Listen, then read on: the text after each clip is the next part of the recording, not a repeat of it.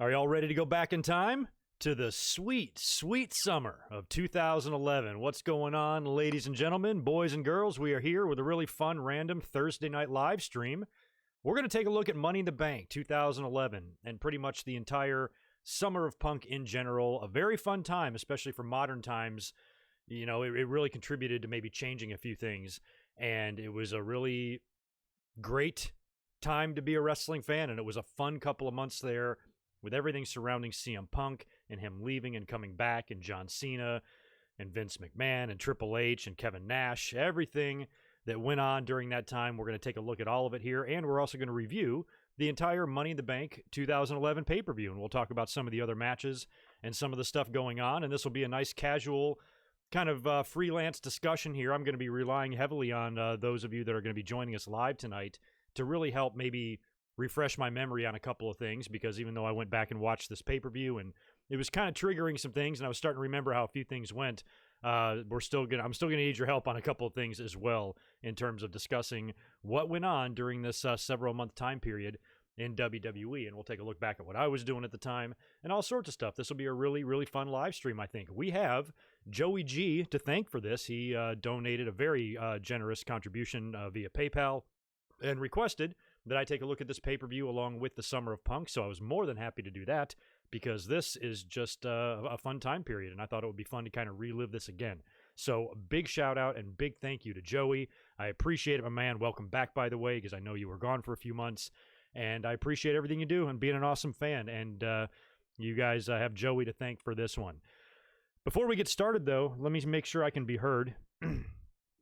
Yeah, we're good to go. Okay, not sure what kind of an audience we'll have in here tonight, big or little. Who knows? It's kind of a random time for me to be up, but we're going to have some fun. We're going to make the best of this, and before we get going, I also want to let you guys know a couple of scheduling things. Number one, I'm going to be back to full-blown Winged Eagle podcast mode this Saturday. It's been absent the past couple of weeks because pay-per-views have fallen on Sundays. So I did a couple of Wednesday night streams after Dynamite and NXT, and then just did a simple predictions video on Saturdays in lieu of the full podcast. Well, the podcast will be back this week, and there's going to be a ton of stuff to get into. I don't know if you guys have been paying attention to the wrestling news today, but it's interesting. I'm probably not going to go into too much of that here tonight. Maybe at the very end before we sign off and we're shooting the shit a little bit, maybe we'll discuss it, but anything that's going on right now in the past, 48 hours, and there's a lot, everything from WWE and their positive COVID test and some of the just horrible treatment they've been giving a lot of the wrestlers, and how everything just seems to be a big clusterfuck over there. That's going to be a whole story in and of itself. There's a big ousting going on in the British wrestling scene. Jim Cornette's name just started trending for a very gross reason. So all sorts of stuff to get into, and I'm sure you guys want to know about it, but let me read up on it, try to get my thoughts in order, and we'll talk about it all this Saturday, and that'll be back to its old time of 3 o'clock p.m. Pacific time here on the West Coast. So if you're on the East Coast, that'll be 6 o'clock in the evening. So keep that in mind for this Saturday. Also, last night I stayed up late and did an interview with a couple of really nice podcasters. The name of the podcast is called Kick to the Gut Podcast. Two extremely nice dudes that operate out of Singapore, and they had contacted me a couple of weeks ago to maybe be a guest on their show, and I really liked the way the email was put together. They seemed to have, their ducks in a row. They were big fans. Apparently I was a big influence on, one of the gentlemen starting the podcast in general. They've had a couple of, semi decent sized guests on their show in the past, but they all are still kind of a startup, smaller podcast. And after we got to talking last night, after we did the podcast on Zoom, that they're going to release, on their podcast sites, Stitcher and Spotify and all of that, we've got the video version. And they have started a YouTube channel today, brand new channel. It's in the description below, or the link to the video is. So just scroll below and you can watch that entire, I guess it's an hour and a half maybe, kind of interview where they talk to me and then we discuss wrestling and just shoot the breeze about a lot of things. And it was fun to do that last night. So especially with the YouTube branch of their podcast, they are literally infants. So if you can go over there, shoot them a subscription, give the video a like, give it some traction, and maybe it can get the ball rolling for those guys over there. And it was a lot of fun to do it, and I appreciated them having me on. So take a look at that if you just want some bonus GoodMicWork material. And they did also send me a 10-minute clip that I might put on my own channel with a link to the full video below. So I'll probably do that tomorrow or something. So keep a lookout for that. that should do it for the pleasantries, aside from the interview I wanted to point out to you and the podcast coming up this Saturday. That's really the only plug-in I need to be doing this evening. So we're going to kind of jump into it here and get going on the Summer of Punk. Let me say hello to the folks that are here. We got Barry in the house and Devlin in the house. Perfect. I feel safe now. Bradley Matthews, good to see you, man. Dan Price, good to see you as well. I appreciate you being here. Punk was the highlight, a brand that was beginning its lowlights, so to speak. It was. I was really kind of mentally not into what was happening. I'm going to talk a lot about my feelings that Punk gave me during that time, especially when he returned. It was, I'm not saying it was Austin or Rock level, but it was the closest thing I really had to that, as far as like really being excited to see someone come out. Because when he came out and the music hit, he was going to tear it up and shred it on the mic, and it was going to be awesome. And that several months there was just a hot time. For 2011 standards, that was pretty good stuff. I feel like they really did start turning the corner. I felt like 07, 08, 09 was kind of boring, and in 2010, and then finally when The Rock came back, that was a huge deal, and then CM Punk getting on the map and becoming a huge star. 2011 was kind of a silly year, but still it was significant, in terms of what we saw and what would go on to happen in the future and stuff. So we're going to get into all of it here, but probably the format that we're going to do is talk about the pay-per-view first, and then when we get to the main event, John Cena versus CM Punk, we'll talk about the build to the match, we'll talk about the pipe bomb, we'll talk about the rumors that spanned weeks, and you guys can maybe even help me out with some of your memories of that, about Punk leaving and not re-signing. I've got a personal story about that as well, and everything that went into the build there. And then when he had the match, the huge match in Chicago with just incredible energy, and the crowd was so hot, and it was one of the better matches we've seen, especially in modern times. And you guys got to correct me, right? Isn't it the only WWE match that Meltzer's ever given a 5-star rating to? So it was a big deal, and it was fun. And then everything that happened after that, we're going to debate that. We're going to talk about that too and discuss. A lot of people feel like some sort of a ball was dropped during the Summer of Punk. Yes, it was great, but there were a few mistakes made, and I think a lot of people were, kind of irritated at the Triple H involvement and the fact that Punk didn't keep the title and dropped it at SummerSlam and all that stuff. So we'll get into that as we go, and I would love, love, love to hear all of your opinions and thoughts and memories, especially of this time period, because most of you, I'm sure, remember this. Sometimes I get into stuff that happened in the early 90s, and, some people can't relate. But I know most of you in here remember this and probably have nice things to share. So ought to be a good day. Good to see you, Madeline. Happy to see you in here as well. Yes, Scott, you read what I read. That's hysterical. Dark and Soul, good to see you. Nightfall, Sam, Nate, Skywalker. Oh, yeah, you're just going to have to Google the Cornette stuff for yourself. It's kind of in line with everything we've been seeing today going on, but he didn't do anything wrong. It's just kind of an interesting story. Or maybe he did, actually. You guys got to look into that yourselves. But it just kind of started trending here about maybe 10 minutes before I went live. So kind of what I saw. That's why I don't want to discuss it, because I'm literally, I don't know any facts or details. So I'd rather not accuse anybody or anything, if at all possible. Yeah, and Evan Neal, that's a good point, too. When we get into the Punk stuff and we get into maybe some of the mistakes that were made in 2011, one of the biggest ones, I think, was not letting Punk go do indies for a couple of weeks. I think he came back way too quick. Even though I liked when he returned, I thought it was cool, especially when he came out to Cult of Personality. It was like less than 2 weeks after the whole thing. He should have taken off for a month. Maybe WWE couldn't do it a month, but maybe at least like 3 weeks. Come on. But I think a month would have been better. I think 2 months would have been better. But they'd probably want to have him back for SummerSlam. But if they worked out an agreement for him to go, maybe not defend the belt in Ring of Honor, but maybe show up there with the belt kind of thing, that would give it the impression that he really was fucking gone. And it could be the first thing since the NWO that made you say, wait a minute, did they just jump from WWF to WCW? And are they working for them and they're here to start a war? Like, even though you kind of knew that wasn't the case, some people did. And so for CM Punk to be able to go do that, I think that would have really added to the realism of it. And I think they kind of dropped and missed a big opportunity there, at least for him to make an appearance or something. And I think they should have done that, and they should have been a little bit more cooler And they got to read the room, know your audience. They want to see this stuff. They're rabid. CM Punk's pipe bomb, which we'll talk about, set the internet on fire. Absolutely on fire, and it was great stuff. And, man, there was so much good build leading up to the Cena stuff and the SummerSlam stuff and the Triple H stuff. CM Punk was just owning it and crushing it on the mic during that time, and it was some fun stuff. And I even put on Twitter last night because I was watching some old segments and the contract negotiation segment and a couple of contract signings that they had and other various promos involving Punk. And a couple of them I actually thought were better than the pipe bomb. That negotiation with Vince, I thought overall was better than the pipe bomb. That was great shit. So it'll be a fun discussion later on once we get into all of this, but we're going to knock out some of the early matches that took place on Money in the Bank first. Pretty short card. I think there was 6 matches, 7 if you include a dark.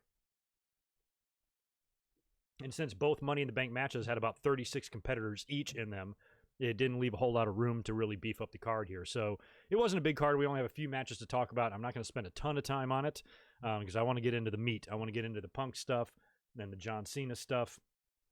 It'll be fun. I know. And we're coming up on 10 years. I mean, it's 9 right now. Back in the good old days when Money in the Bank was in July. Remember that? Because that's when the show took place.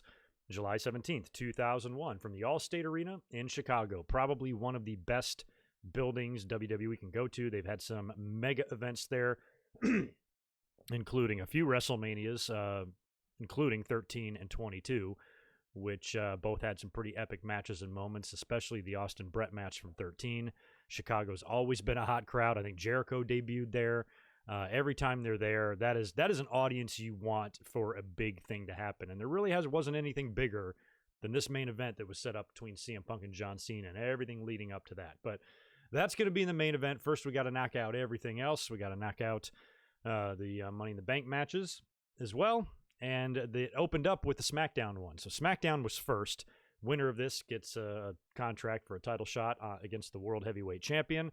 You got Daniel Bryan, Wade Barrett, Sin Cara, Sheamus, Kane, Justin Gabriel, Heath Slater, and Cody Rhodes. Very interesting crew there. Daniel Bryan got the win here.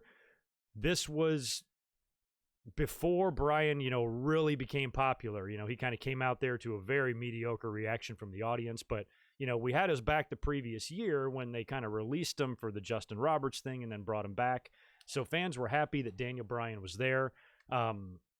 Watching this back and listening to Michael Cole, I mean, I know that was the shtick back then, stemming from the NXT stuff with the Miz and all that shit, that Cole was on the case of Daniel Bryan a lot. But is there anything or anyone anywhere on this blue and green ball that's floating around the sun that is more annoying and more obnoxious than Michael Cole in 2011? Holy Jesus. This guy, I wanted to reach through my screen and just slam his head on the fucking announce table. I'm like, God, he's so obnoxiously loud. I had forgotten what just a raging, rock-hard douchebag this guy was, at least on the mic. And a lot of people credit him for that. I used to support Michael Cole back in the day because I thought he got a lot of shit from the fans. And even though he does suck in a lot of ways, I felt like their criticisms were a little bit over the top. But man, watching him here, I'm like, I don't know why the hell I ever liked this guy. He's awful. But a lot of fans are like, no, Cole did a good job. He was being a heel, and he was being a great heel. So it goes back to that, what defines a heel? Somebody just being the best douche they can be, or is it part of that go-away stuff? I've kind of always said, Corbin's really easy to hate. He goes out there and says a couple stupid things on the mic. He gets under the fans' skin. They go crazy. They hate him. They tweet like crazy about how much they hate him. And then people have the nerve to say he's a bad heel. Seems like a good heel to me. But it's go-away heat. Oh, that's an overused phrase. So now I think, maybe that's what I consider Michael Cole to have here. Michael Hole, that's a better name. To have go-away heat. Get the hell away from me and my ears. They're bleeding. Shut the hell up.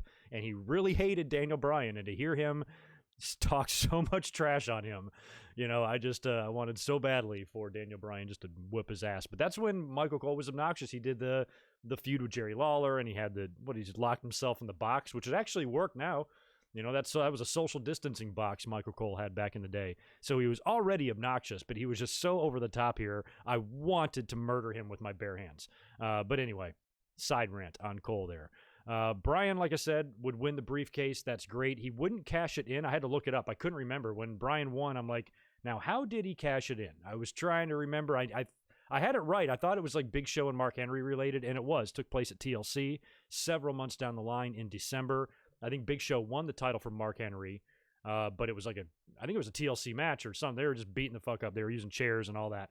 So Show won the title, but he's kind of laying there unconscious in the ring, and Daniel Bryan comes out and pins him and takes advantage and wins the title at TLC. Now, another thing that I was doing today when I was trying to remember like who won what, when I looked at the TLC 2011 results, and I see Big Show defeated Mark Henry for the title, and then Daniel Bryan beat Big Show, the match time is listed at 7 seconds. So you statistic people here for me, because this is something I've never considered or thought about.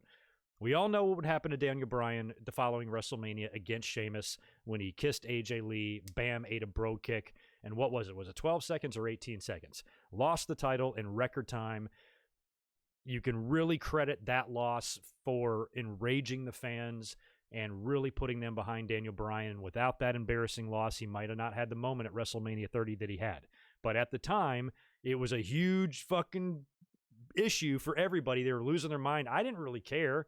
It's not like he was beaten clean in 18 seconds. It's not like the bell rang, they locked up, Sheamus punched him and pinned him. You know, he was making out with his girlfriend, not paying attention like an idiot, and caught a boot to the face. You know, it's a fluke. It's a mistake. No big deal. But a lot of people considered it a burial, and it's the worst thing that ever happened to him when it turned out to be the best thing that ever happened to him. So when you think about that, does he own the record? Because I don't know. I'm trying to think of quicker title wins. Does he own the record for the fastest title victory and the fastest title loss? And I'm talking world titles. I think like Chavo dropped the ECW title in seconds. There might be a couple titles here or there, but in terms of like WWE or world heavyweight titles, even the finger poke of doom was longer than 7 seconds because I think the bell rang and they jaw jacked for a little while, I think. So he's got to be the record holder for the quickest title win ever. 7 seconds? I know Diesel beat Backlund in 8. So, you know, Daniel Bryan, 7-minute abs. He beat him in 7 seconds instead of 8. So I think he might be the record holder there, and he might have both. But it's nothing I've heard WWE refer to on TV. So I don't know. You guys help me. And it was 18 seconds. Thank you for that, Neil and Sports Fanatic. Dolph, yeah, I'm thinking of all the cash-ins I can think of. And a lot of them, you get a kick out or it lasts a little bit longer. I mean, Daniel Bryan went right in the ring. I don't even think the bell rang. They didn't even go through the introductions. When Bryan brought in the briefcase at TLC, he just covered the Big Show. I think it was Scott Armstrong was the ref, and 1, 2, 3, and that was it. So, and he was announced as the new champion. So it would have to be a super fast cash-in. And even with Dolph, I still think he had to hit the zigzag or something, right, on Del Rio. When he won it, I don't think it was faster than 7 seconds. So Bryan might. It's just something I thought about. I thought I didn't even want to look it up. I wanted to ask you guys to see if you knew. And I was like, I'm going to wait. That's a good question to ask the audience here. If you guys know, does Daniel Bryan own both of those records, quickest win and quickest loss? I don't know if that's a good thing or bad thing to have. I don't know. Who knows? But anyway, that was kind of the trajectory there for Daniel Bryan. And it would lead him to great things, but it was cool, you know, in 2011 to see, you know, nearly 9 years ago, Daniel Bryan, a world champion, all the way back then. And also, I remember, too, he tried to cash it in and nearly did, basically, on SmackDown a couple of weeks prior to this. Big Show and Mark Henry were setting up their match. Henry was injured and not cleared by doctors. And then at the end of the promo, Big Show hit him with a punch, knocked Mark Henry out cold. Daniel Bryan brought the briefcase down and pinned Mark Henry and was announced as the champion. But Teddy Long ran out there to be like, no, it doesn't count. It's not an official match. He's not even cleared. It's not the 24/7 title. You can't just cash it in anywhere. It still has to be an official match, which this was not. So they stripped him. They took the belt away from him, but he kept the briefcase, and then a couple of weeks later would go in to cash it in at TLC. So pretty cool early beginnings there for Daniel Bryan and them giving him the briefcase, and, you know, turned out to have quite the career.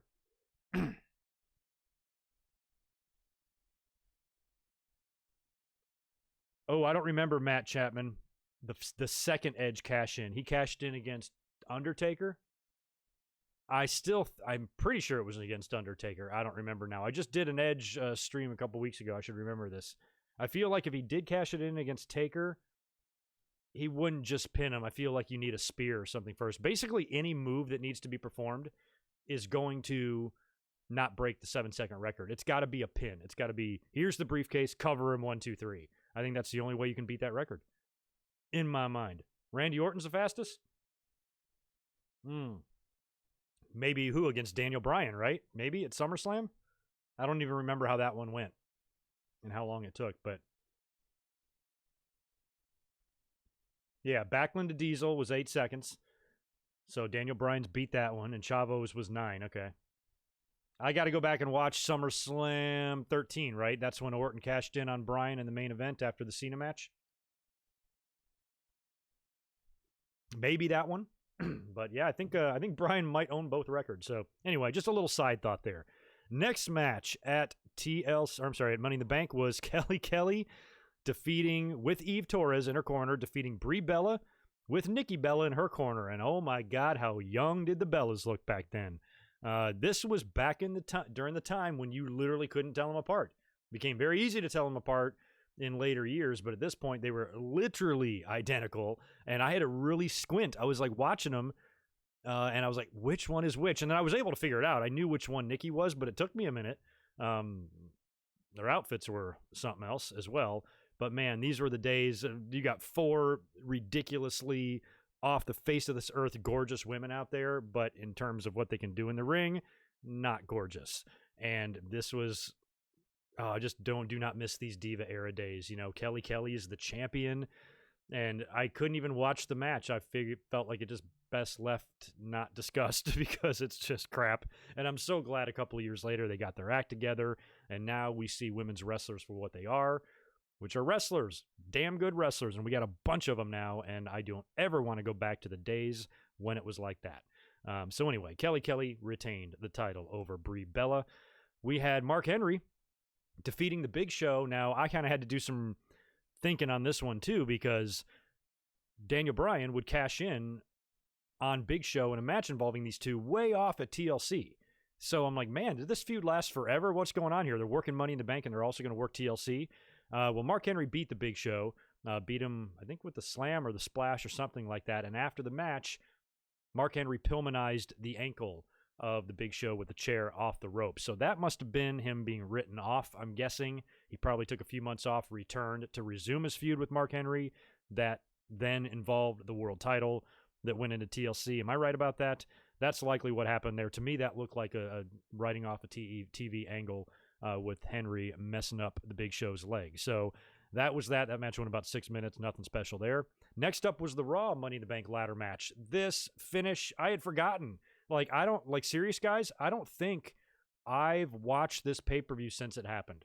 I really don't, because it felt like I was watching it for the first time. First of all, this motley crew of combatants in this. You got Alex Riley, Evan Bourne, Jack Swagger, Kofi Kingston, The Miz, R-Truth, and Rey Mysterio, along with Alberto Del Rio, are all in this match. So, you know, Kofi's awesome, Rey is awesome, but it was probably going to have to be one of them or Alberto or something. It felt like it was a short field here. I didn't see Alex Riley or Evan Bourne or anybody like that winning. And I think I knew that Del Rio won. I just didn't remember like how it all went down.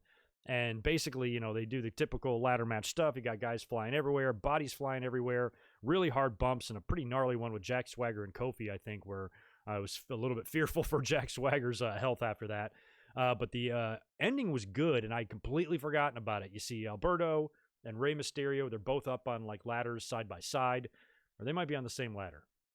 Yeah, I think they're on the same ladder. So they're kind of jockeying for the belt or the briefcase. Rey grabs up and he grabs a hold of it, and he's got both arms on the briefcase. He just has to unlatch it. And Alberto Del Rio, the brilliant move, grabs the mask, just yanks the mask right off of Rey. And I'm like, holy shit. As soon as he did it, I remembered it, but I had forgotten that he did it. So it was like reliving it again. It was so awesome. I'm like, oh shit. And Rey covers up and he falls. And the only thing that sucks is I don't think the finish went the way they wanted, because Rey like hopped over to the other ladder and he's covering his face, but then the ladder starts teetering and it tips into Alberto's ladder, and you can see him like, fuck. I think the finish was supposed to be Rey is going to be just too preoccupied with his face, and Alberto can just unsnatch the thing. But the ladder's kind of slowly toppled over. Alberto and Ray both go all the way down to the mat, and Alberto's got to set the ladder back up, climb up, and retrieve the briefcase. But still, really good finish the way he kind of yanked off the mask like that, and I'd forgotten that they had done that. So it's too bad that Alberto Del Rio turned out to be such a piece of shit in life, because I kind of liked him. I thought his theme music was great. I loved his theme music. He came out in this $160,000 Lamborghini to when he made his entrance. I always loved his car entrance, but that one was especially impressive. I'm like, damn, and he came out all jacked up, and he's fired up, and the music is playing. It was awesome. Alberto Del Rio was a cool character.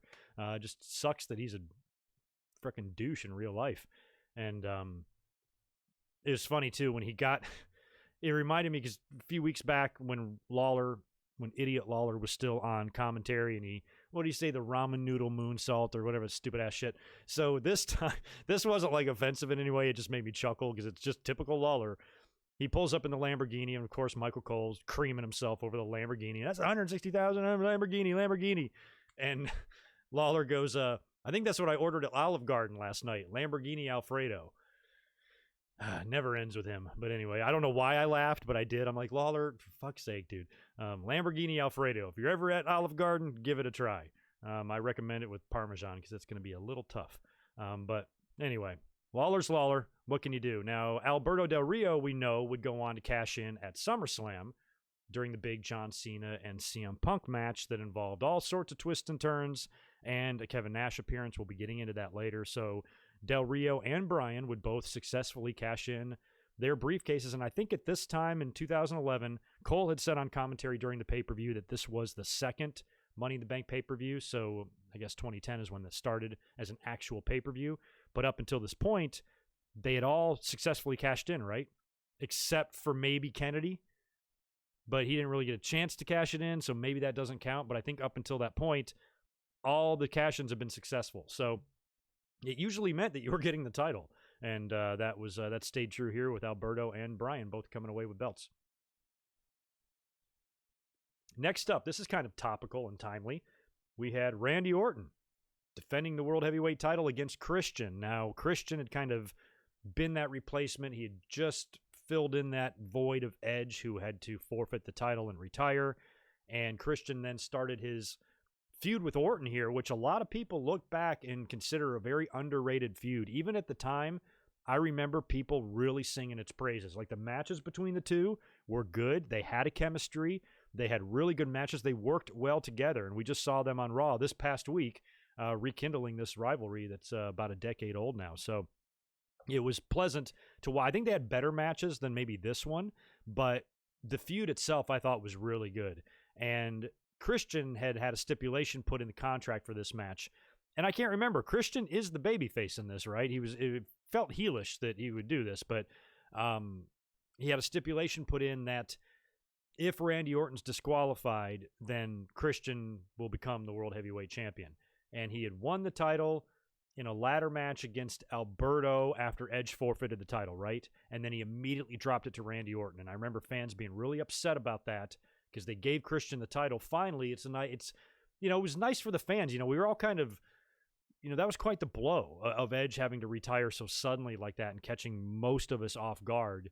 We were like, holy crap. So it was almost like a feel-good thing for Christian to kind of come in and take his place and to be able to take advantage of the opportunity now that his best friend has left for him by having to leave and retire. And, maybe he can fill in that void and get the opportunity that a lot of fans felt he should have earned all along. So it was kind of nice when he won the title. And I remember when he dropped it just days later, what did he win it on Raw and drop it on SmackDown? Something like that. Or did he win it at a pay-per-view and drop it on SmackDown? Whatever it was the next TV. And it was like, what the fuck, man? That was so fast. You couldn't give us a couple of months here. So Orton would now have to defend against Christian in this match, and with the stip that if he gets DQ'd, the belt changes hands. And guess what? He got DQ'd. He got frustrated in the match, just nailed blatantly without any F given at all, right in front of the referee. Nutshots Christian, hard boot. He punted his balls, basically. Christian goes down like a ton of bricks. Referee's like, dumbass, he just calls for the bell. Christian's the new World Heavyweight Champion. Randy Orton snaps, beat the piss out of Christian all on the outside of the ring, and then gives him a real solid RKO on the table. and Christian's out cold. And I think they would work SummerSlam, right? And Orton would retain the title or regain the title. Correct me if I'm incorrect with my thinking there. So Christian's 2 world title runs were garbage, man. He deserved better. He should have, basically, when he won the title from Del Rio, he should have kept it until SummerSlam. Just with a couple of challengers, not even Randy Orton. Give him somebody else at Capital Punishment, I think it was, and Money in the Bank, and whatever the hell else they did. Give him a couple of victories, then he faces Orton at SummerSlam, and then he loses. Like, I would have much preferred that, and just given his title run a little bit more respect than that. I think a lot of fans always thought that he was kind of shortchanged there. But anyway, it's kind of cool to see him back, rekindling the rivalry, especially that the segment on Raw also included a nut shot with Flair nailing Christian. So, yeah. Christian's new World Heavyweight Champion, very cool, but as a Christian fan, I would have preferred it if he would have just like hit the unprettier and beat Randy Orton clean, but they didn't beat Randy Orton clean a lot during that time back in the day. And now it's time. Before we get into the John Cena and CM Punk stuff, I want to just cruise back up here and see if you guys had filled me in on anything. Yeah, Orton, but Orton didn't retain. He regained, right? At SummerSlam, Christian was at least champ going into SummerSlam, and then Randy Orton beat him. I think it was no DQ or something. Okay, so Christian did go heel. Over the Limit was the other one. Yeah. And then there's Capital Punishment. I'm so confused with the shit back then. Christian was the heel. Okay. I couldn't figure it out. I thought maybe he was a face first, and then he was the heel. Okay. Because it seemed like the fans were really like cheering Orton hard when he was just beating the shit out of Christian on the outside of the ring after the match. So I wasn't sure. Okay, thank you for that, Tim. So when Randy Orton beat Christian at SummerSlam, he only held it for a month, and then Henry beat him, and then Henry would drop it to Show, who would then drop it to Bryan, right? Interesting. It's so funny how I don't remember this stuff anymore. And by this time, I was doing commentaries, just very infrequent commentaries. Thanks, Devlin, for the $5. During this era, I was one of those toxic Cena haters. Well, that's okay, because I've met you, and I know that you are super duper crazy young. So that means you were even super duper duper crazier young 10 years ago. And young people have, you guys are allowed to be idiots. I know I was. You don't want 13-year-old Greg on here doing a YouTube video. I would be a moron. They'd be like, I gotta unsubscribe from this guy. He's a fucking dumbass. Anyway, you guys want to do me a favor too and smash that thumbs up for me, those of you that are here. And we got a lot to discuss and digest here with CM Punk and John Cena. And I got some personal, so I'll try to give you as many personal memories of this as I can. But before we get into the match, we got to discuss the build. We got to discuss what led up to the match, how this was all put together. And this all started right around WrestleMania time when I remember the internet reports saying that CM Punk's contract was up and he's probably not going to stay. Now, I'm curious if my friend Daniel happens to be watching in here in the chat. I don't know how I remember this. I have no idea how I remember this. But I remember all the way back then talking to him on the phone, and he's been a referee in the independents around the Carolinas and stuff, and talking to him about the Punk situation around WrestleMania time. And he had said, I can't remember if he talked to Punk himself or talked to somebody that knew Punk, but he basically said that this is not a work. This is 1,000,000% legit. If he does not get what he wants from a contractual standpoint, he will walk. And this was all the way back at WrestleMania time. So you keep seeing the reports. He hasn't resigned. And then they've got this match booked, and I don't remember how the match was initially booked between John Cena and CM Punk. I just remember him getting the title shot. And, at the time, Punk wasn't, he had reformed or branched off with the Nexus, and he was doing that stuff as a leader of the Nexus. He had come off the loss to Randy Orton at WrestleMania, which was a great match, but he wasn't really on the map as like a world title contender. He was very vocal about being against the idea of Cena and The Rock main eventing the next WrestleMania. And there was a few things that were just personally bothering him, and he was in a good position because his contract was up. And if he ever wanted to get change done, and WWE also wanted to keep him bad enough, this was an opportunity for him to do that. So he was he was rumored to be out. Then you go to the match advertised for Money in the Bank, John Cena versus CM Punk, and then you do the deal on Raw. And again, I don't remember the match. All I know, it was a tables match or something, and Cena was put through a table, and he was laying there on Raw. And that's when CM Punk walks down to the ring. He's wearing a Stone Cold Steve Austin t-shirt for some reason. Kind of does a little circle around the ring, grabs the mic, walks all the way up the ramp, and it was just so epic. You know, you knew something was going on, and I wish I would have been able to see this live. Back in these days, Raw wasn't a priority. I wasn't watching Raw and then coming up and doing a review after. I wasn't even in town. I was on a vacation up to see my then in-laws in upstate New York, so I was on all the way on the other side of the country for a summer vacation when this was happening. And I don't even think I was on Twitter yet. So maybe I was. Maybe that's how I heard about it. I remember like reading comments on one of my existing YouTube videos, or maybe it was Twitter, where people are like, holy shit, did you hear the CM Punk thing or whatever? And then I watched it online, I think, and I'm like, oh my God. But I was still so detached. I wasn't like, you know, I might have put something up like, hey, when I get back in town in a week, we'll talk about it. It wasn't, you know, I wasn't like the first one on YouTube. I was barely even paying attention. So you guys even had to inform me that the pipe bomb happened. I had no idea. So Punk walks out there. He's got the Stone Cold shirt. He sits down, typical Punk style, crosses his legs right in the middle of the ramp, and he's just holding the mic, and you know shit's about to go down. So I thought it was so perfect the way they set it up. There's even a great camera shot right before he starts talking when he's sitting down, and the camera's all the way on the opposite side of the ring, maybe like where the announce booth is. And it's peering right at John Cena, but then right through the broken table and through the ropes, you can see little CM Punk sitting up on the ramp there. And he goes on to say all the great things that he said in the pipe bomb. He says, I'm the best in the world. I don't hate you, John. I don't even dislike you. As a matter of fact, I like you a lot more than half the people in the back.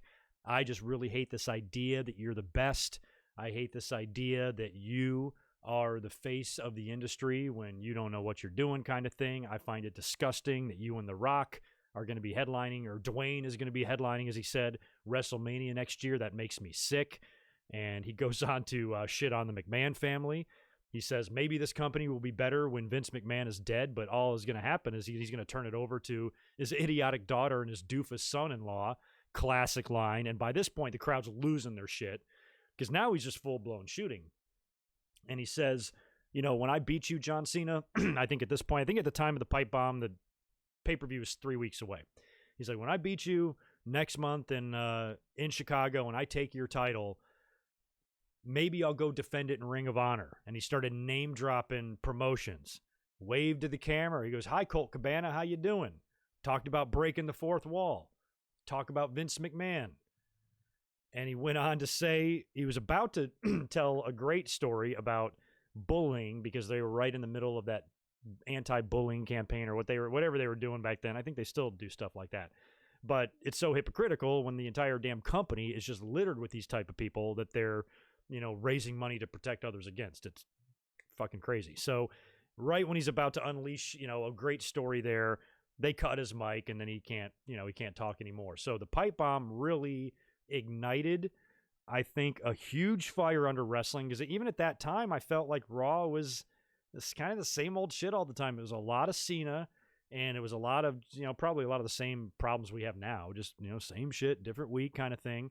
So when this all happened, it was like, oh my God, there's a reason to care. Holy crap. CM Punk, you know, might have opened up a can of worms here, because now it feels like the only time wrestling fans get excited about anything is when the curtain is peeled back. And you see that sometimes in AEW. Sometimes they're doing that a little bit too much, and maybe WWE does to an extent too. So it shouldn't have to be that way. You should be able to be invested in what you see. But when he was doing that stuff, and plus it was reality, you know, what he was saying was true. It was his true feelings, because they allowed him to go out there with no contract and a live mic and say whatever he wanted. So I remember at that time, I'm like, how was he going to leave? I remember speculating, did he do the pipe bomb because he knows he's gone and he's just going to say big F you out the door? Or is this WWE's sign of good faith to him, saying, look, we want you to resign. we'll prove it to you. Go out there with a microphone and say anything you want. Anything at all. I mean, within the parameters of what USA Network will allow. Say anything that you want, and that's us saying we have faith in you or whatever. So I couldn't tell if it was a contract negotiating tactic or what, or if he and WWE had secretly come to terms behind the scenes at the time of the pipe bomb and said, let's run with this and turn the whole thing into a storyline. So it felt like it was a little bit of both, which is why it made the angle so good. You go throughout wrestling history, most angles that are the best, have that real life aspect to them that's sewn in. And so a lot of Brett and Shawn had that, and some of the more storied rivalries really had, some internal stuff. And a lot of times when people would say things on the mic, it was what not only their character believes, but they believe themselves in real life. And so this was so different and so crazy to hear him name-dropping wrestlers that were released, name-dropping other promotions. Even at this time, Paul Heyman and Brock Lesnar weren't back yet. Not Heyman. Brock came back before Heyman did the following year, a whole year later. So for Punk to mention them, he goes, I was a Paul Heyman guy. You know who else is a Paul Heyman guy? Brock Lesnar. And he split just like I'm splitting. I mean, just all sorts of shit. So he really went out and knocked it out of the park on that night. And I think leading up to the Money in the Bank match, I think Vince suspended him, right? Didn't he suspend him for inappropriate conduct or something like that? He would be back because they would have to do the big contract negotiation segment with Vince McMahon. And this thing, I think, of all of the promos they did, of all of the segments, I think I liked this one the most. This would have been, was it the final week? I think it was the final week prior to the pay-per-view. And it was Vince coming out to make a last-minute ditch effort to get CM Punk to sign and stick around with the company. And you knew there was going to be some shooting going on here, especially it was one-on-one with CM Punk and Vince McMahon. And what I loved about this is CM Punk just owned this.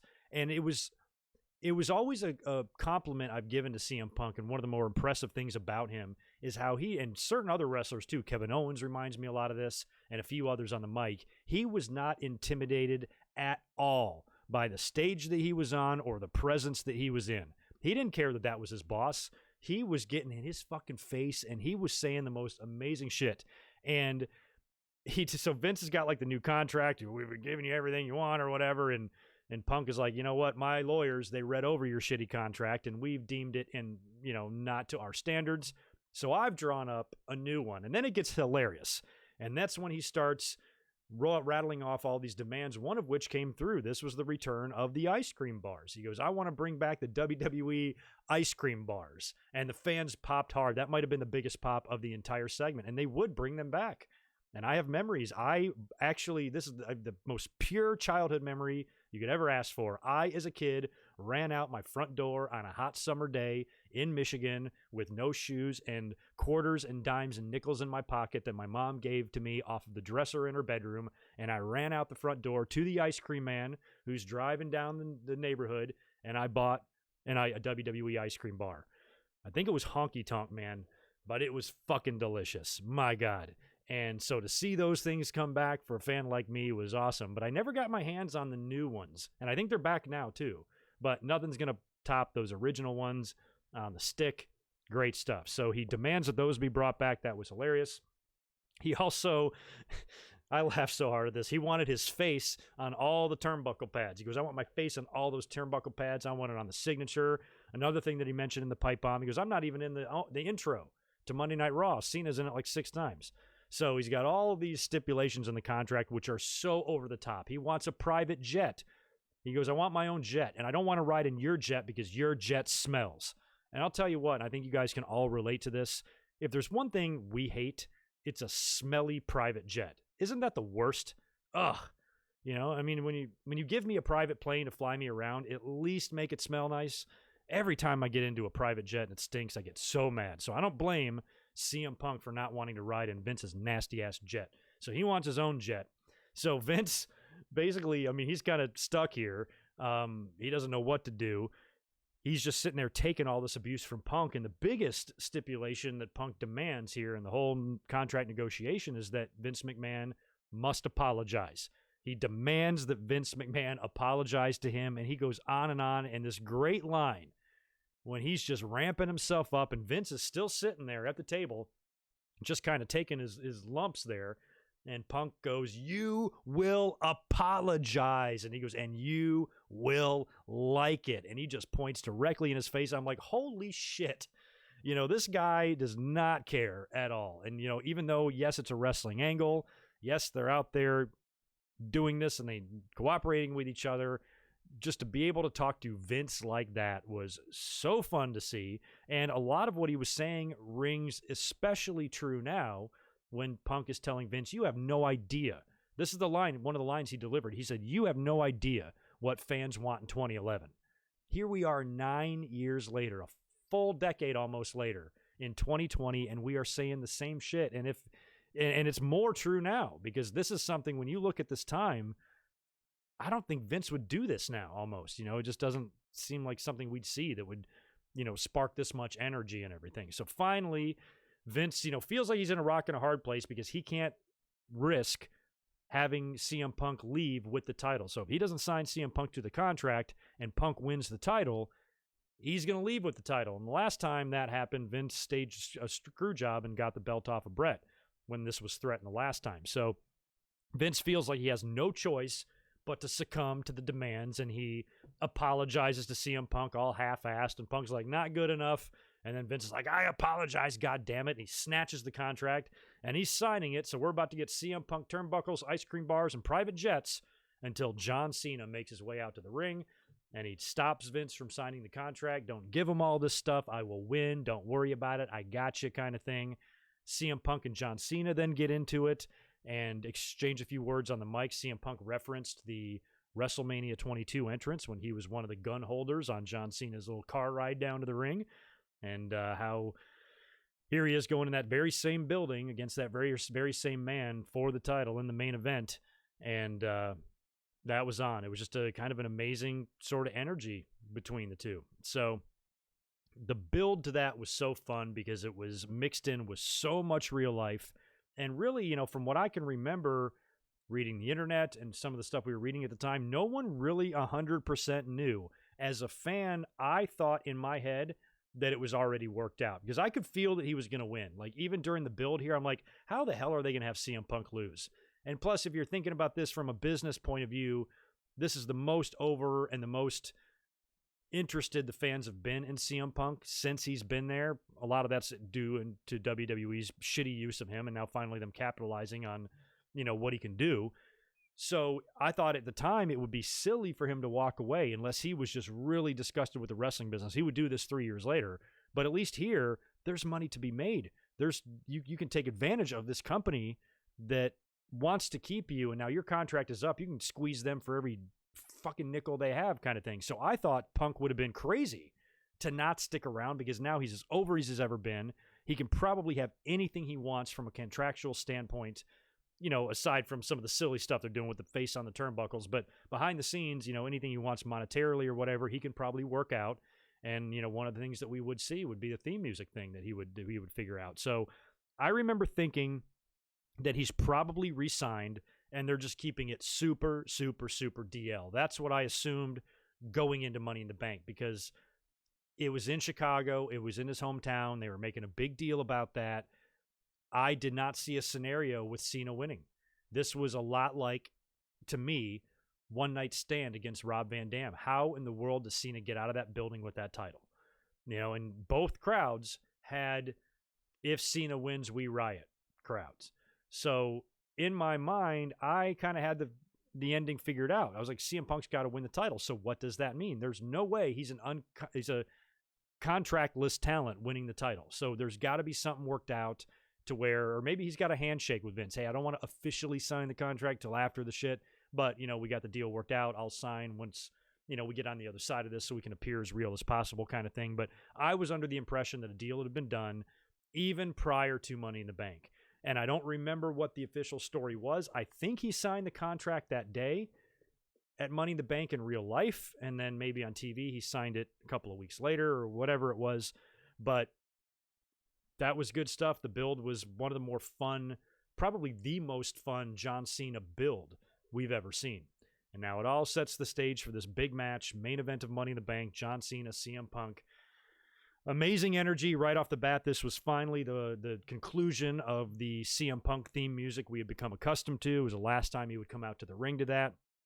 Came out to the ring first. Enormous ovation by his hometown crowd. Sits in the ring there in the middle. Just an amazing visual surrounded by his people. There was an energy. There was an energy there that I have not seen anywhere near modern wrestling in the last few years. I mean, it was so great rewatching this back last night. Fucking great. Yeah, and we're going to talk about that, Victor Colon. I'll answer that super chat in a second. So Punk's out there. John Cena makes his way to the ring, and they go about 30 minutes here. I mean, when Meltzer gives this match 5 stars, he's not giving the in-ring work itself 5 stars. He's giving the match as a whole, just the energy, the crowd, the reactions, the story, all of that tying together, and the conclusion and the climax at the end made for one of the better professional wrestling main events we've ever had. And guess who? John Cena was involved in it. The guy who can't wrestle and is worthless has had some pretty epic encounters. And we're going to talk about some of that in a minute at the end of this match here. So they do the match back and forth a lot. John Cena's got CM Punk down several times. We get really close to the end here.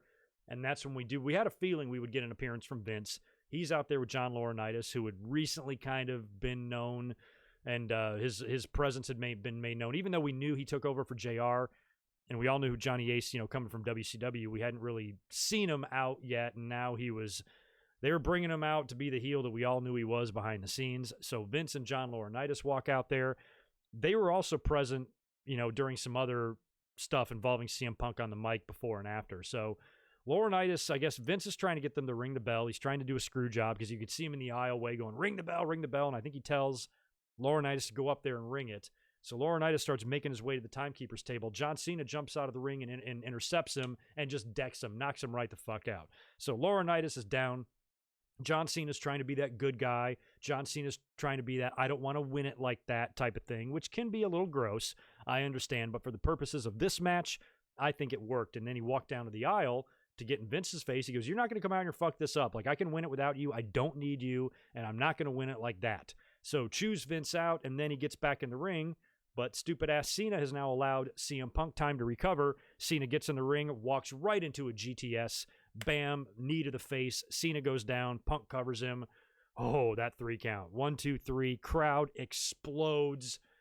CM Punk holds the title, smiling there like, holy shit, look at this. And Vince is beside himself. And now when my memory thinks of this match, I forget about the aftermath. It's like a Mandela effect thing, probably because I haven't seen this pay-per-view in 9 years. But I kind of thought after he won and pinned Cena and his music was playing, he hopped over the barricade and blew Vince McMahon a kiss and went into the crowd. They did a few things first. Vince got on headset. He stormed over to the commentary table, put the headset on, demanded that they get Alberto Del Rio out there, who just won the Raw briefcase a little while ago. He's like, get Del Rio out here, get Del Rio. They cut Punk's music. He's kind of standing there in the ring by himself. And out comes Del Rio with the briefcase. And he gets in the ring and Punk just nails him. Del Rio goes down and Punk just kind of looks around like, all right. Grabs his belt, hops on the outside of the ring. And that's when he gets on the barricade and blows the epic kiss to Vince McMahon that's right on the screen here. I used it in the thumbnail because it's such an iconic image. And he's like, see ya. And he heads up through the crowd and out the door. And I remember when he did that, oh yeah, so I definitely was on Twitter then because I remember the tweet when he sent the picture of the belt in the refrigerator when he got home because he doesn't live far from the arena. So I think he actually literally in his sweaty gear, hopped into a friend's car and sped home and had the belt. He didn't even hang out in the locker room after the show. So that kind of added to the realness of it. Vince's Cena's belt literally run away from him. And that was good stuff. So that was one of the better just matches and conclusions and title changes that we've ever seen. And when you think about Cena, I'm going to pardon my token Cena is awesome sidebars that I get into here. Think about, and you guys can probably add to this because I've only written down 4 and there's probably more. Think about some of the epic, and I mean epic, title losses John Cena has had. And that's a really good example of why John Cena was a lot bigger of a deal than fans made him out to be. A lot of Cena haters would say things like, oh, nobody cares about Cena. Not true. Not true at all. They care very, very, very much about him. And when you see some of the big losses he's had, Think about Edge cashing in the briefcase for the first time. What a big deal that was. The RVD match at One Night Stand. Cena going into that lion's den like that and getting beat, and the just jubilation from the crowd. And again, another pay-per-view and match that people look back on very fondly, especially that match. Maybe not the pay-per-view itself, but the main event was huge because of the way Cena lost. And then here in 2011, Chicago, Money in the Bank, the only 5-star rating Dave Meltzer's ever given, and Cena goes down and Punk wins the title. And then a few years after that, SummerSlam 2014, and Brock Lesnar completely annihilates him in jaw-dropping fashion. So Cena has won the belt a lot of times, but it's made for some really iconic moments. So all those people that said, oh, WWE would be better without Cena, no, it wouldn't. It would be the exact same. It would probably be worse. And if he wasn't champion, we wouldn't have had all these great moments. You know, a lot of people forget that it's, you know, it's the whole package here. Wrestling, everything that goes along with it. So without Cena being that type of champion, you wouldn't have had those epic moments with that epic energy in the crowd where everybody's just chomping at the bit to see this guy go down. And he's had some epic losses, man. Not many guys have had that many title matches and losses that stick with you like that. And you can probably elaborate. I mean, I know he dropped the belt, to AJ and a few other guys, but maybe none as epic as those 4 examples, but there might be more. You guys help me. Let me know. Has he lost any other big matches that was like, wow, set the internet on fire type of thing? So Cena was the man, you know, back in the day. And Victor Colon, thank you for the $2, man. I appreciate it. Punk was the closest thing to Stone Cold Steve Austin in that era. I agree totally. And he's not Austin and he's not Rock, but when all this went down, it sparked an interest with me. It got me interested in CM Punk, and I always liked CM Punk, always thought he was great, always really respected his mic work and the things he could do, and I was team CM Punk, always was. But I didn't like him to this degree until all this started happening, where I was now tuning into Raw to see him. I have never tuned into Raw to see one person ever since the Attitude Era besides CM Punk, especially when what we're about to talk about here, when he would make his return and have a few changes made to his presentation and stuff. I wanted to see him every week because you knew when he came out there, you know, it was going to be a money segment. So CM Punk leaves. He goes through the crowd. Show goes off the air. We don't know what to do. WWE no longer has their championship. So this would carry over into Monday Night Raw. And again, I must enlist the help of you guys. Did they do a couple of matches the night after with the 2 winners facing the following week? Whatever they did, 2 weeks later, John Cena and Rey Mysterio would face each other, and the winner would become the new WWE champion. So this was basically 8 days after the pay-per-view. They would do the Raw the next night, and then the following Raw was when they would do the John Cena and Rey Mysterio match in the main event, which John Cena won. Wins the match, helps up Rey Mysterio. They show some respect and a nice embrace there. Mysterio goes away. John Cena celebrates with his new title. And that's when, and I was home to watch this.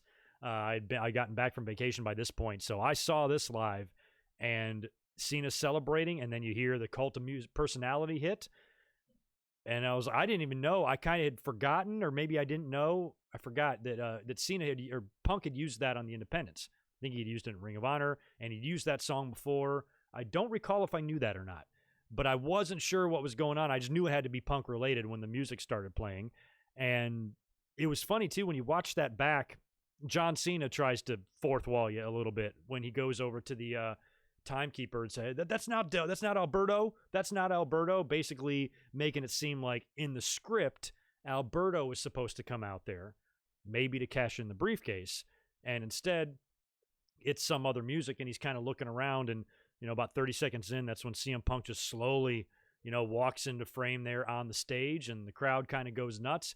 And it was an awesome moment. I felt like, you know, he's rocking some new merch. He's got, you know, the new theme song, which I loved. Living Color, fucking great. Used to listen to them as a kid a lot. And he comes out there, that song. I thought the whole thing fit great. The way he came down to the ring, the way he confronted John Cena, and they're both there with their titles. And that was going to set up the big SummerSlam match. And that was a great moment. It was one of my favorite Raw moments. But on the other side of that coin, I think it could have been even that much more epic had they maybe waited a couple weeks, or maybe even waited a month.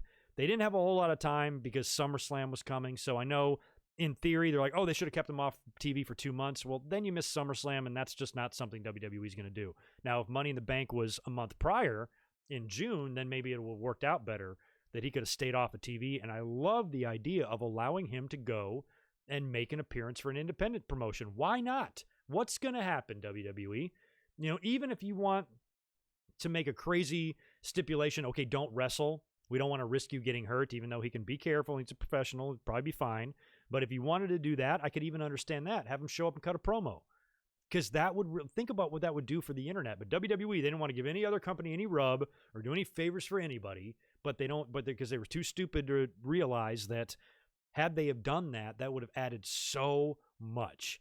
Think about what the internet would have looked like. Think about the YouTube videos people would have been doing if CM Punk would have shown up in Ring of Honor with that title and cut a scathing promo on Vince McMahon and all that shit and really make it seem like he's gone. We might have believed it. We might have really believed it. I still even think in 2011, you kind of, most of the time, you're going to know, and we probably still would have known it's all part of the work, but, it would have helped, man. It would have helped so much. So if I had to do it differently, I would not have brought him back 8 days later. I would have waited a solid month, maybe more, but, at the very least, get him back right before SummerSlam. But I understand they had to build the Cena match. You had to do the contract signing and all the different segments leading up to that match. They wanted time on TV to do it, so they brought him back right here. I think probably it would have been better for them to rewind a bit and, if they had Money in the Bank happen at an earlier time, then he could have waited and came back or whatever. I think it would have added to it a lot, but it was still a good moment and still cool to see, Punk out there kind of with like a new attitude, some new music, and it completely changed my demeanor about Punk. Like I said, I was always a Punk fan, but this really put it over the edge for me. Like I was like, man, I'm all in on this guy. He is fun. So anyway, we had a really fun build-up to the SummerSlam match as well. We had a contract signing with Cena and CM Punk. They both got their titles out there. I think that's when Triple H and Laurinaitis are out there, and Punk is talking shit to them. They're kind of planting those seeds, some issues with Triple H and CM Punk. Punk is ragging on Triple H's movie, The Chaperone, how it was straight to DVD. The crowd is popping hard. And you can see Triple H, like he doesn't, we all know how Triple H is. Like he did not like that. You could just see it in his face. He had this smirk, but he's like, I fucking hate you. He does not like to be demeaned or talked down to or any way or insulted or anything like that. And you could tell there was some real like animosity there. I don't think he really liked CM Punk very much. So to watch Punk just kind of rip him apart was fucking hilarious. They were even doing stuff like, I'm pretty sure it was in this segment with the contract signing where CM Punk brought up some recently released wrestlers. I think Kozlov, Harry Smith, Chris Masters, and maybe somebody else were just let go. And Punk is like, hey, this Laurinaitis guy, is he the one who does your dirty work? Is he the one that fired Kozlov and Masters and Harry Smith? Or even, I think he said D.H. Smith, and he's like, no, his name's Harry Smith, by the way. Which is kind of, I loved it when he did that. Like, that's his name, idiot. It's not the stupid name that you gave him. Even when he did the pipe bomb, he goes, I am the best wrestler in the world. And he really emphasized wrestler. And his fans were like, yeah. So just good stuff. That was another really good segment. I don't know if it was on par with the contract negotiation with Vince, but the contract signing with Laurinaitis, Triple H, and John Cena, that was amazing. You now go to the SummerSlam match, and I haven't watched this thing in years, but we know that CM Punk did get the victory. He was able to beat John Cena. I didn't have time to watch this match before we talked here. Was the finish something like, was there like a foot on the rope involved or something? I want to say it was like Cena lost, but not totally lost kind of thing. And CM Punk won the belt. And then after the match, that's when Kevin Nash, I remember being so surprised by this because I ordered it on pay-per-view that night. And after Punk won, you see Kevin Nash, of all the people that were on my radar, he was not. I'm not even thinking about him. He jumps in the ring, and he power bombs CM Punk, right?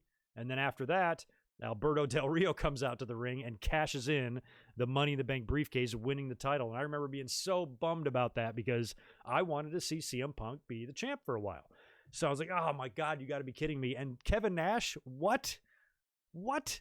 where did this come from? By then, I love Kevin Nash. I've said he's one of my favorite people ever in wrestling. If there's one person I want to sit down and drink a beer with and smoke a bowl with, it's Kevin Nash, because he's great. But he came out of the blue here. I was like, I didn't even understand why he was there, what his purpose is, why are they bringing him back to TV after all this time, and why is he getting involved in this? You had a feeling it had to be Triple H related. So the next night, I think on Raw, Nash comes out to explain himself, and he says, that's when I got a text message, right? He's like, I got a text message on my phone and said, hey, big man, no matter who wins, tag the winner for me. And it was from Triple H's phone, I guess, or whatever. So he did it. CM Punk won. He went in there and attacked him. And on Raw, he's saying that he just was helping out a buddy. And Triple H is claiming that he didn't send the text and maybe it was somebody else. I still don't know if we really know, or if it was just Triple H lying. There was speculation at the time that maybe Stephanie sent the text. So Nash is just being like, hey, we need to, I think he calls Triple H out there. He's like, we got to get on the same page here and, get this figured out, because I might have done something wrong or whatever. And that's when CM Punk comes out to the stage. And I remember watching this on Raw too, loving it, because I knew this was going to be a fun exchange on the mic, because Kevin Nash is a shit talker, and he's also a different type of cat too, in terms of like his wrestling persona and his character. He feels like one of my biggest attractions to CM Punk with his promo style, and Kevin Nash and Kevin Owens is like this too, is they seem like they're regular guys when they're talking. They're not, let me tell you something, brother, or they're not going through the typical charade. I hate it every time there's a promo and somebody's a champion and they say, and this Sunday, I will still be your world wrestling entertainment, that sort of thing. Those guys don't have that promo style. They have a little bit more. It feels like they're actually talking to you the way they would if this is a real exchange in a bar or on the streets. They would be saying the same stuff, and it wouldn't be so overly pro wrestling-ish, done. You know what I mean? So I felt like CM Punk was just a little bit more relatable, and Nash was too. And to see them now together cutting a promo on each other, I thought was going to be good stuff. And I think the highlight of the whole thing was when Nash is talking about the text messages, and Punk's like, oh, I got some text messages too. Here's one from my baby sister. OMG, Kevin Nash, WTF, thought he was dead. I mean, that was great. That was great shit. And Kevin Nash goes on to make fun of CM Punk's size, tells him to get in the gym and all that shit. So that would all wind up leading to Triple H facing CM Punk. And I think at the time we thought, and again, my memory is vague here. This is just small memories. Not sure if it's true or not. I think at the time the plan was to do Punk and Nash in a match together. And there's something wrong where Nash couldn't get cleared and Triple H worked with him instead, I think, is the way it went. But even at the time, I'm like, this is so random. What I thought WWE was maybe purposely sabotaging CM Punk. I'm like, he's finally over. He's the hottest thing in wrestling. But now you've given him this different direction instead of the world title direction, whereas where he should be. But you're still keeping him in a big feud here, were they trying to trick him into just keeping him away from the title and hope that he would lose momentum and lose steam? But now he's locked into a contract and then they can start fucking with him again. I wasn't sure, but I was uneasy about the whole thing. And that would wind up leading to a couple of really intense promo exchanges on TV with Triple H and CM Punk. That was pretty good stuff. And again, much like the Vince McMahon stuff, I felt like CM Punk was so confident and he was so fearless in the promos. I admired that. I'm like, man, if I was a wrestler, I would hope to be that way, to where I wouldn't care who I was in the ring with. I would know that whoever it is that's in the ring with me, I'm better than them on the mic. And CM Punk spoke and he delivered his lines that way. I know no matter who's in the ring, I'm the best guy on the stick. And he held his own against everybody the following year. I did a review of that, Raw 1000. Check out my channel if you want to watch my review on that. And it was the big Daniel Bryan and Rock and CM Punk segment. And CM Punk would turn heel at the end of the night. But in the prior of the night, he was holding his own against The Rock, showing no fear. And he would go on to do that later on in 2013 when they would have their title match at the Royal Rumble. And their rematch, Punk held his own in there, like on the mic with The Rock, with everybody he was in the ring with. And that probably above anything else is what I missed the most about CM Punk, because in the ring, He's no better. There's plenty of guys better than him. I'd rather watch an Adam Cole match than a CM Punk match. But in terms of what Punk can do on the mic, very few guys could touch him, man. And that's why a lot of people give him those comparisons to Steve Austin because, they're not the same, but Punk arguably is the closest thing since. Still might not be the same caliber, but closest we've came to seeing something like that again. So this, of course, would all lead then to Triple H and CM Punk at Night of Champions. And I remember, you guys correct me if I'm wrong, I feel like this got a lot of controversy too. Like people were like, oh my God, Triple H is now sticking his nose. Like he sees the big angle. He sees all this attention on CM Punk. He's the hottest thing in wrestling. Of course, Triple H has got to be a part of it and, get a match out of it, or maybe even try his best to sabotage Punk's run. And he would beat CM Punk at Night of Champions. Now, if I remember right, this match had a ton of help from Kevin Nash. He was beating on both guys. And in the end, Triple H just basically fell, I think, on CM Punk and pinned him. And it was like, oh, for real? But, CM Punk would bounce back hard. I really wish Punk would have remained champion in the summer and maybe not dropped it. But it did give us one hell of a title victory for him. I mean, two big ones. He won the title within a span of 6 months in Chicago, probably the craziest and most energetic arena and audience that WWE has. And then a few months later, he wins it in the most famous arena that WWE has. So Allstate and MSG in the span of 6 months. You can't ask for more than that. So even though I felt like maybe a couple of hiccups were made during the summer of Punk, maybe I didn't like the loss to Triple H, he went into Madison Square Garden to take on the man that cashed in the briefcase on him, coming full circle there, brings out Howard Finkel to do the introduction, wins the title, gets the whole and new and the whole shebang. That was good stuff. And even though it's not the summer of Punk, it's the fall of Punk by this point, that was a great moment. And this entire little 6-month span here, I think was pretty fun to watch because there were so many elements at play. You had Nash involved, Cena involved, Triple H, Alberto Del Rio. The Rock would come back at that very same Survivor Series and have a match in the tag with Cena. There were so many different elements at play here, and CM Punk would go on to hold that title for 16 months or something like that. He would make it all the way to the next year's Survivor Series and retain there, and then make it 2 more months before dropping it to Rocky at the Rumble. So that was a long title run for Punk that he probably would have still owned if WWE didn't... AJ's the new record holder, right? Because WWE just didn't want him to be. So that was impressive stuff. And I don't know, what would you guys have changed? Would you have changed the same thing as me in the summer? Would you have kept him off TV longer? I definitely would have kept him off TV longer. I would have had him make at least a minimum of one appearance in Ring of Honor or somewhere else. And maybe eliminate the Kevin Nash stuff or something. I don't know. Or maybe at least not do the match. Eliminate one or the other. Maybe the Nash stuff was fine because that was a swerve. And that was, a fan like me, was moderately interesting because Nash was so out of the blue. I'm like, what the hell are they doing? So maybe I like that a little bit, but I almost didn't like the turn that they took with the Triple H match and the fact that I think that was a one-off. They didn't do a return, right? Did CM Punk ever get a victory over Triple H? I don't think he did. I don't think. So let me know. But despite all that, despite some of the mistakes that they were made, I still think it was a really, really fun time and really interesting time, especially now when you go back and look at this 9 years later. It was fun. I had a good time last night. I got home really late. I did the podcast interview with those guys, and then about 1 a.m, I started watching Money in the Bank and watching a lot of these segments and moments leading up to it. And I was having a ball, all by myself. 3 o'clock in, just laughing my ass off at CM Punk on the mic. It was great stuff. So I always appreciate when videos like this get sponsored because they're fun. They're fun to do a lot. Well, we'll hang out here in the chat here for a bit and chill out, answer any more questions, or talk about anything else that we need to discuss from this time. And then I'll probably get out of here. Could still use the likes if you guys can keep smashing it for me. I'd appreciate it. Let me scroll down here and get, yeah, Barry. And that's another thing. So Barry says Kevin Nash in a ladder match, WTF. Why did that match take so long to happen? I looked at they wrestled TLC, right? Wasn't Triple H and Kevin Nash? Didn't that happen?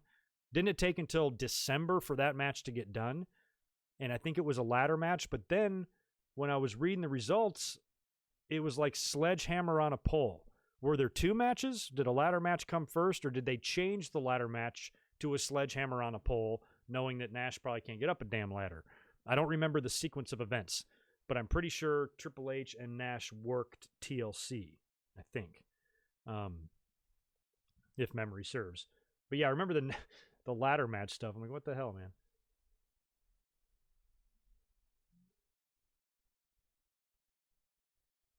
Oh, okay.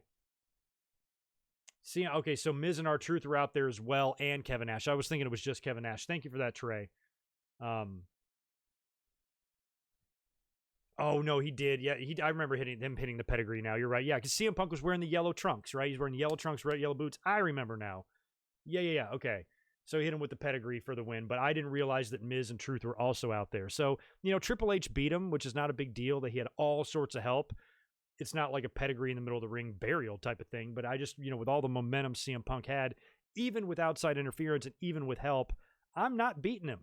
Like he just lost the title at SummerSlam. Stop. He's over. What the fuck? So yeah, maybe things like that I would have changed. A lot of fans wanted CM Punk to beat The Rock at 2013. I kind of did too, only because I saw the writing on the wall. Only because I'm like, shit, we're going to get the Cena Rock match rematch, and this time it's going to be for the title. So when Cena gets his win back, he gets a little extra bonus on top. And unless they turn this dude heel, damn loud ass neighbor, unless they turn this guy heel, I'm not interested in that main event. So for that reason alone, I wanted Punk to retain. Plus, I thought it would have been a beautiful swerve because he was so ripe by that point. He had survived a year plus of title defenses. He survived, many of which he got lucky. And so he ran into The Rock here. There was no way he was going to win this match at all. But man, if he did, that would have been a swerve and a half. And I would have loved it because at least it would have, maybe changed things for Rock and Cena going into WrestleMania. But WWE knew what they wanted to do, and they did it. And, and I also felt bad because I couldn't help but think about the pipe bomb. When Rock beat him in 2013, one of CM Punk's biggest gripes during the pipe bomb was that Dwayne gets to come back and main event WrestleMania, and the motherfucker main evented 2 in a row. 3 if you count 27 when he hopped in the ring and got involved at the end of the Cena-Miz match. So Rock was all over these WrestleMania main events. CM Punk voiced his displeasure about that and was basically like, I'm not going to let that happen or whatever, and winds up dropping the title to him that allowed Rock to main event again. So very ironic how that all came back to bite CM Punk in the ass. Because had he retained there, in theory, he would have been the main event that night. I think he did pitch. Didn't he pitch to make it a triple threat or something? I would have been fine with that. You needed to do Rock and Cena one-on-one, but you did that. You did it the previous year. And I was even okay with the rematch if you were going to do something fun like turn Cena heel. But since that was never the plan, because WWE is a bunch of chicken shits, that would have helped a lot to make it a triple threat. Throw CM Punk in there. Just for Cena to still win, probably. But at least it might have been bigger. But I thought the Punk and Rock match was pretty good. I thought they worked okay together. Punk worked with a lot of guys in 2013. He worked with Brock at SummerSlam. That match was great. So, Punk could go. So, yeah, maybe I would have changed the outcome. But, there's also the big part of me that loves The Rock. And even though I was kind of turned off by the WrestleMania 29 main event, I love The Rock. I have fond memories of The Rock. I saw him come up through the business. I watched him live. I've seen Rock in person so many fucking times during the Attitude Era. He fell right in my lap one time during a Rock and Stone Cold Steve Austin no holds barred match at a house show. Closed him right over the barricade, landed right in my lap. Even had a bruised elbow to show for it. I'm a mark for The Rock. Loved him. Loved seeing him come back, and really wanted him to see him get a run with the title. I mean, if Hogan came back when he was old and decrepit and won the title, Rock can come back when he's still a horse and he's still athletic and he can still wrestle. He absolutely needed to win the title. I just might have changed up how he did it, how he won it, and how he dropped it, for sure. God, they could have made it so much better. My God. Think about how close, how on the cusp of just greatness WWE has been so many times, only for them to squander it away. That Cena heel turn in New York, that would have been huge. We still would have been talking about that if they would have done that in 2013. Idiots. Idiots, WWE.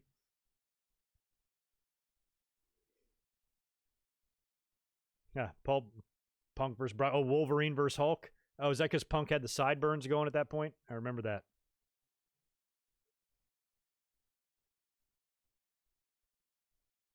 Yeah, you might have done Taker Brock at Mania. Although I feel like they also set up that way back at SummerSlam. Triple H did not get his arm broken tap out at SummerSlam to not get his win back. So I feel like Triple H would have had to step aside, and he's not going to get his big moment over Brock, which I would have been fine with. I hated that Triple H and Brock Lesnar match. Hated it. Still bothers me. I hated Triple H winning that match more than Triple H beating Booker T at WrestleMania 19. That's the honest truth. That drove me so crazy, and it made no damn sense. So Triple H would have had to kind of get out of the way of that for Taker and Brock to happen. So I don't know if that would have happened or not. Probably not. But that's what I would have done. Would have been the next logical match if Taker is, has no opponent. No, Sam, you can't have my tots. I haven't eaten all day. Gosh. Stop asking me. After this, I'm going to go take my bike off some sweet jumps.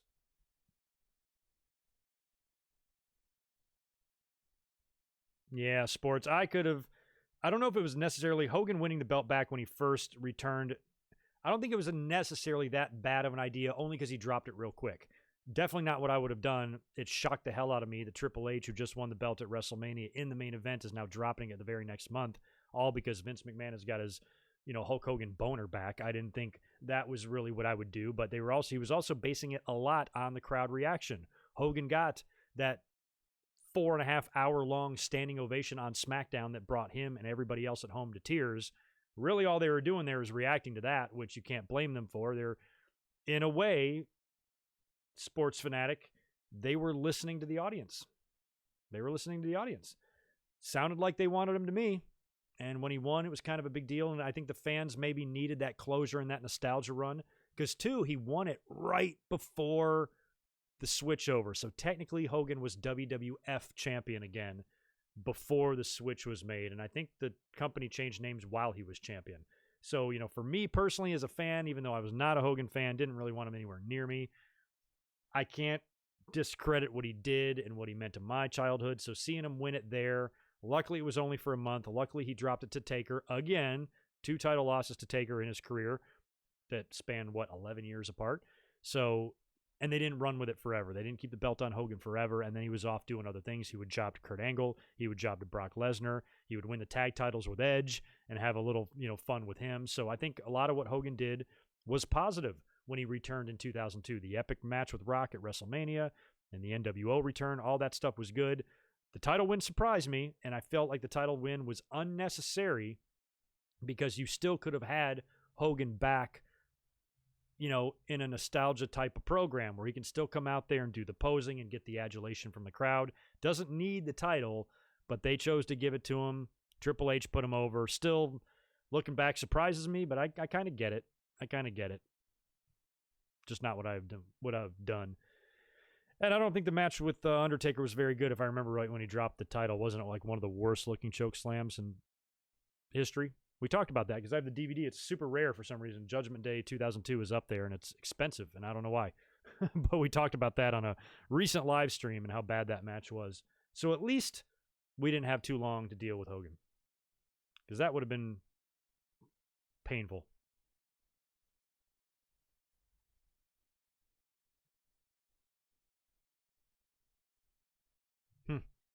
Yeah, Conor McGregor fans.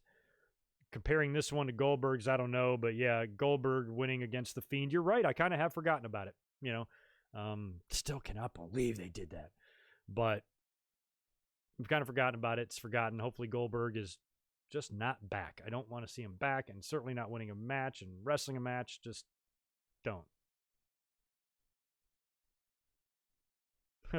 Midwood, how dare you call fleet-footed Hogan decrepit? He dominated with a series of fireman's carries, flying head scissors, and his mighty 450 leg drop off the top rope. I can't even picture that. Imagine Hulk Hogan doing a 450. Imagine back in 1995, Yokozuna and Shawn Michaels swapping ring gear. That's a visual for you right there. Victor, thank you for $2 more, dude. I appreciate it. I heard it was Triple H who wanted to drop the belt to Hulk Hogan. Triple H dropped it to Double H. Yeah, I think, Triple H has always been, a respectful guy. He's always, respected the history, so it's probably in honor for him. I'm not a Hogan fan. I kind of think he's a little bit kind of a despicable human being and has done some things that I've not liked, but from a wrestling perspective and not looking at his personal life at all, if I was a wrestler, he's one of those guys, much like The Undertaker or somebody else, that it would be an honor to lose to. You know, like if I got in the ring with them, I would want the leg drop. I want the leg drop. You know, if I'm in the ring with Savage, I want to take the elbow. I want to take the stunner. You know, like I want to take the tombstone. I want to be pinned right in the middle. 1, 2, 3. To me, that would be an honor. You know, just to go in there and take the 3 punches, take the big boot, and take the leg drop.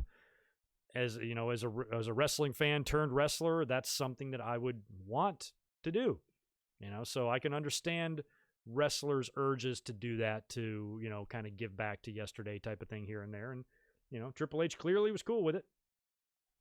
He wouldn't go on to his Reign of Terror days until a year later, so he's still like in the I'll do business Triple H mode, because fans respect. It's so funny how the fans turned on him, because before he got hurt in 2001 in that tag with Benoit and Jericho, and he was a heel and running with Austin, the fans were starting to like him more than Austin, just a little bit. You know, even WWE put him over Austin in that 3 stages of hell match or whatever. Triple H started earning the respect of the wrestling fans. They're saying, man, he works hard. He has good matches. He's always involved in stuff. He's a solid performer that delivers every night. And the fans were starting to get behind him. He started getting that same respect, believe it or not, that like a Benoit had or a Jericho had, because of the matches he was putting forth and everything that he was doing, the people he was working with. He had a dynamite year 2000, working with a lot of different guys. And by the time he got to 2001, he was only getting better. His pay-per-view matches were huge, and the fans really were starting to kind of get behind him, and you could feel it. I could feel like they were going to do a split between Austin and Triple H, and maybe Triple H was going to go babyface. I just felt like he was on the verge of a babyface run. And then he got hurt, and the fans immediately, even though he's in the 2-man power trip and this dirty chicken shit heel, they were immediately sad. Can't wait till he comes back. And I've referenced the Madison Square Garden Raw many, many times. I challenge you to find a bigger ovation in that building than what he got when he returned on Monday Night Raw. That was ridiculous. And that's Madison Square Garden, where Bruno and Hogan and so many other super over mega icons. You know, he I don't know, he might have not outdone the Bruno pop, because when you go back and watch Bruno pops, those are amazing because there's no music and it's just so raw. It's like, damn, to see that many people all jacked up without any like musical effects to help amp them up. It's just all just pure energy. It's hard to beat the Bruno pops, but man, find a bigger pop in the Garden than what Triple H got. So the fans were not soured on him. They didn't have that anger towards him. Oh, he always wins, and he's over. He married Stephanie. That hadn't happened yet. So it wasn't until the next year when he would go into 19 and beat Booker, and then there was no coming back. He was not forgiven. He was after that, it was going to be he's public enemy number 1, and no matter what. And they kept that opinion for quite some time of Triple H, and then it transferred to Cena, and it did it before our very eyes. WrestleMania 22, right there in the match. Triple H, who was hated. People thought he should die and he'll retire. He had all this heat. Oh, WWE used to be so much better without him. And now we're in the main event with John Cena. Like, oh, wait a minute. We kind of hate him now. So now we love you, Triple H. Fans don't know what the hell they want. And you watch that match back and it cracks me up how over Triple H was and how cheered he was after being hated by everybody because he won all the time. And oh my God. Never ends. Never ending. There's always going to be somebody to hate.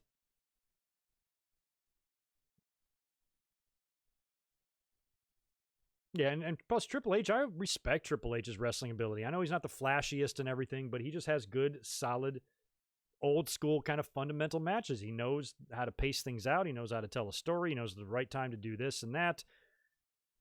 And he's just kind of, he's a student. He's a student. And that's, he lacks the same flamboyance and charisma as a Ric Flair, and that's why people don't consider him one of the greatest and stuff. But, when you watch his track record of his matches, they're all really good. He's always delivered in main events. He's always come through in title matches on the win or loss side. When he puts somebody over, he puts them over. When he wins, he wins. He's just had some amazing matches. I've always had Triple H's back. Even during the Reign of Terror days, I think it was just like Cena. Like I understood, I'm not blind to the complaints. I understood why Triple H is getting under people's skin, totally. But I wasn't taking it to the degree to Triple H needs to retire so WWE can be good. That's what people thought. Oh, if he just wasn't here, everything would be better. And then you saw the same shit later on with John Cena. You take John Cena out of the equation, Raw will still suck. But people, were hell-bent on thinking that without Cena, WWE returns to the Attitude Era somehow, where without Cena, they might have been even worse off than they were, and that's saying something. So I always just try to be realistic with the critiques, and when you see the way the fans flip-flop on these wrestlers throughout the years, Triple H was the most hated man in wrestling, and then he was also the most popular man in the building 2 years later at WrestleMania 22. Just goes to show that fans got their heads stuck up where the sun don't shine most of the time. Not you guys. Not you 98 people. And me. So 99 of us are awesome. Everybody else, dumbasses. Jordan Smith, good to see you. Breaking news. What broke now? Do I even want to know? Guess we'll find out. And by the way, with all the news going on, there's a lot to chew on and there's a lot to discuss. So this Saturday, I'll be up for the Winged Eagle podcast, and it's going to be a jam-packed, loaded episode.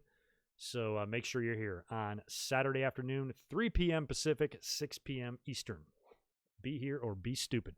Anyway, I think that's it. This is a fun hangout, right? Fun live stream on this glorious Thursday evening, wherever you guys are in the world or in the States. I hope you guys are doing well.